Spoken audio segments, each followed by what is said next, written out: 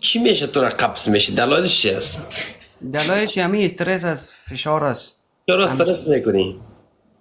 والا فهمیدی این سونمی به خاطر همزی که میفهمی دیگه همی زندگی مرگی داری تو. مرگی کسی داره دانش قف میکنه، من قف نمیکنم. پایینت قف خونه میکنه. نه پایینم قف نمیکنم. قای توی چی داری؟ مرگی نداری تو.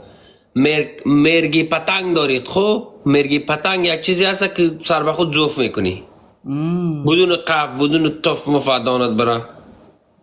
خب بازی زیر چی رقم کنی جور شوی.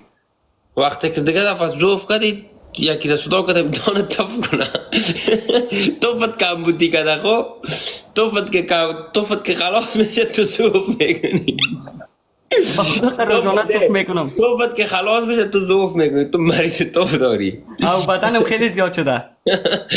او بدن که خلاص میشه تو زوف میکنی. یک رستا گو خلاص. چی میخوری باز دینا؟ سعی کن کلان آدم شراب میخوری. سعی کن حالا جواب. می شراب از کوکاکولاست. کوکاکولا را باز کدم بوتل بالا میکنی یک گلاس تک منظم رومانتیک یک فاویدی بخو که بسیار مزه میده. او دیگه مزه میده در گلاس آدم واری بندازی بخیر. والا بچهش چی بگم ما را تو وطنی خوشمه گم سرش کش کنی. البته خوش دان داری از سرش بگیری تو قرد کنی دیگه. نه اینی دان چی میگه سرپوشش پس کنی باز بخوری.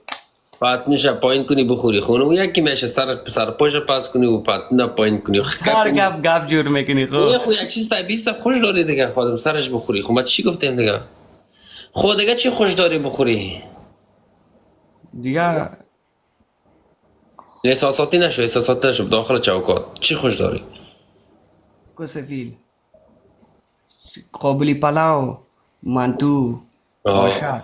آه آشک کشم نمه دیگه بولونی دیگه سمبوسه آچار چی کدش چتنی هم باشه. اگر همین یک چکنی نفر نباشه است. عرق زیر بغل وزیر دفاع باشه. همین مفروض چکنی در زندگی مرا خوشم نامده بالله قسم از این یک نفر دم بولونی و پسیاس و چکنی که وطنی جور کرده ببویم پدر ببویت نالد بیار تو بچیم گفتم حالا میگی تو میکنی خموره چی خشک بخود اگه خمور در دان تر میشال چی رو تو میکنی کلام مینی باد بولونی خشک مزه نمیته. خاله چی رو تر میکنی پس در دان تر میشه باز یک دانه تا بذاب میکنی. مجبور پیش از او توفت جمع کنی باز مجبور بخوری که توفت بخوری دیگه. خب من چکنی خوش ندارم مجبور دیگه با تو جمع کنم چکنی تو هم از فقط. چکنی های سرخ باشه سرخ. چی کیفی میته. سرخش رقم زردش دیده بودیم سرخش نه. یک مزه میته.